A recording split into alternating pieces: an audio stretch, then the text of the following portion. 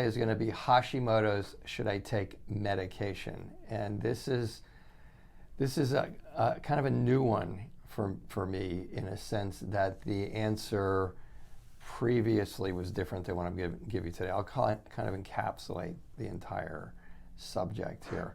So up until now, up until not that long ago, if a person came in here and they weren't on medication, and many of you who seek out alternative cares don't want medication. You know, everyone make medication is bad, and I've never been entirely in that boat. There are different aspects of being ill. There's a very, very acute aspect of being ill in which you get like a significant, overwhelming infection.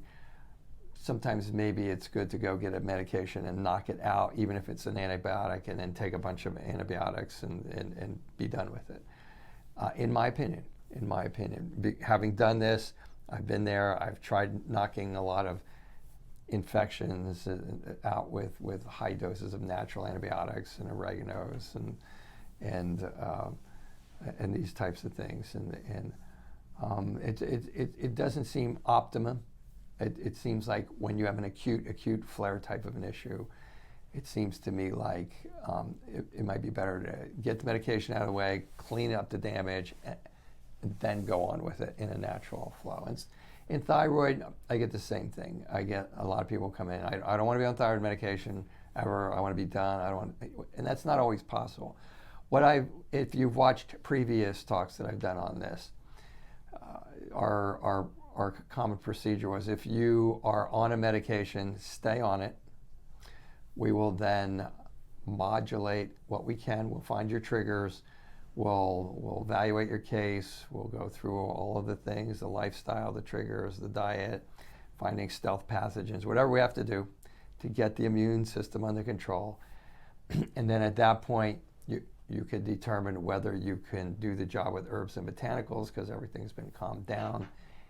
Or you can just stay on the medication, because at that point in time, after everything's been to the degree that it can be calmed down, put in remission, then your doctor can dose you much better, and it seemed to be advantageous to do it that way in certain patients. And I would tell people, if you were not on medication when you came here, 60 to 70% of our patients that were not on medication or were on a small amount of medication for less than 2 years, that we could normally, 60, 70% of the time, we could get that person off the medication. That's kind of changed over the last couple of months. There's been a lot of, and this is not going to go across the board in the alternative field, okay? I've affiliated myself for years with people who do research, people who are not just doing research, but also are clinicians who, in other words, they do the research, but they actually treat, and they use these protocols, and then they bring them to those of us who see their data as valuable. And over the last couple of months, my mentor, who was a Dr. Karazian, who is very, very well known for being the person who wrote the book, Why Do I Still Have Thyroid Symptoms and My Lab Tests Are Normal, has come out and not suggested, I would say, when you're evaluating a Hashimoto's case, the TSH is now more important than we thought it was, and that taking a medication to get the TSH under control before you start, if at all possible, helps the alternative practitioner substantially, because it turns out that if you get the right medication, and that is the key, okay?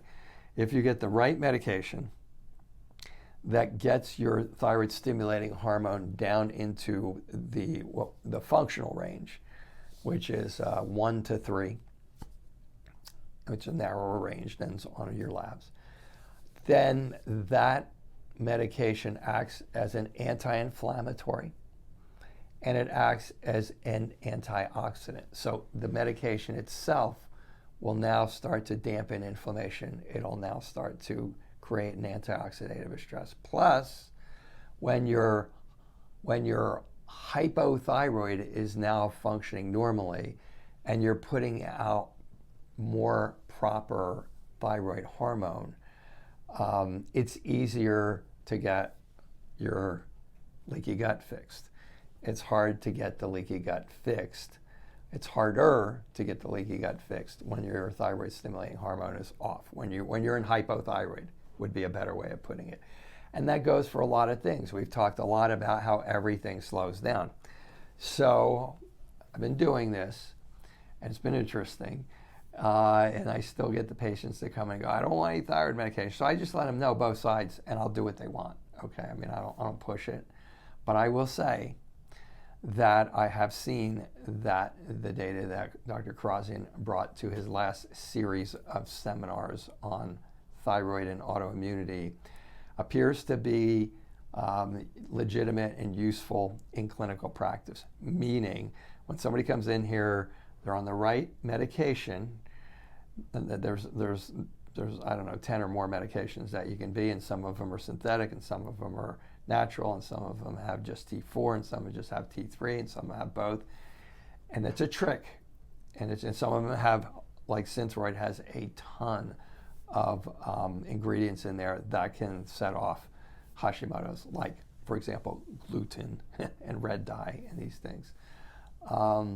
Once you find the right one and you get dialed in, it is unquestionably quicker to get the person through what needs to be done for them, whether it's food sensitivities, whether it's oral tolerance, whether it's their SIBO, whether it's whatever it is.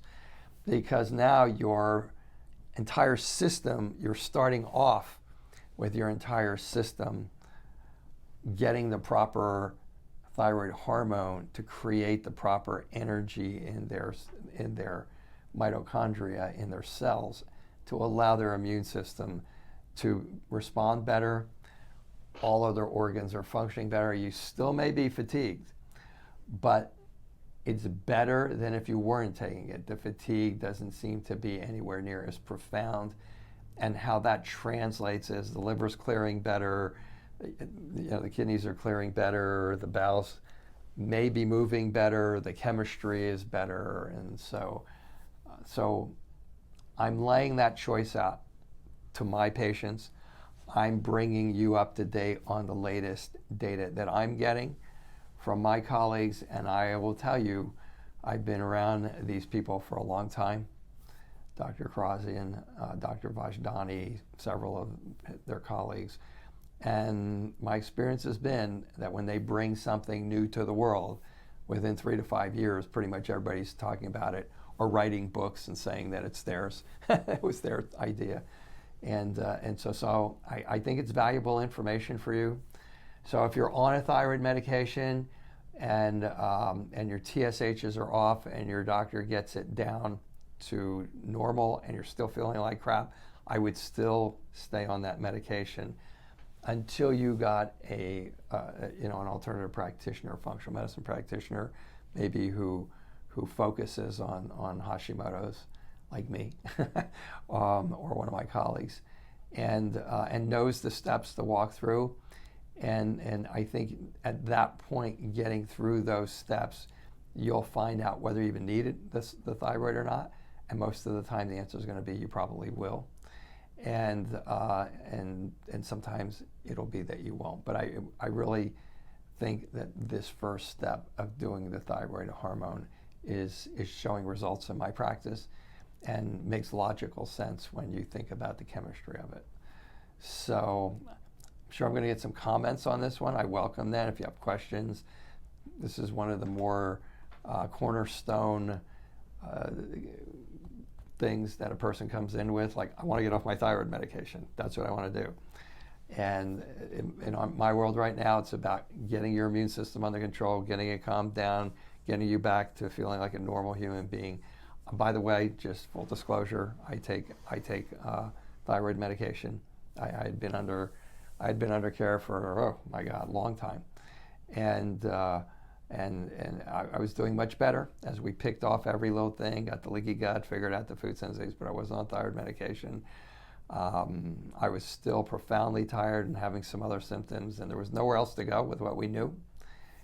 Took the medication, finally got it dialed in, and it's good. So I don't take that much medication. I take 25 micrograms of levothyroxine. That doesn't mean that's the right one for you. I take a little teeny bit of liothyronine. Liothyronine, the holy grail of the alternative medical practitioners, the T3, and I take 15 grams of that a day. That's what's right for me. But we were able to figure that out once I got everything else under control. So that's what I understand right now about thyroid hormone replacement therapy. And again, I will reiterate, it seems to be bearing fruit in my practice in people getting better quicker, not having to be seen as much, not having to be seen as frequently. I can't talk about long-term responses yet because I've only been doing it for like 3 or 4 months, but it's been noticeable enough for me to want to do this. Okay, so any questions on that, please shoot them my way. I would be interested to see what your questions might be on that topic because it's a relatively new topic for me, and I'm always open to a perspective that a patient might have that might bring me a little bit more understanding. But that's where I'm at on it.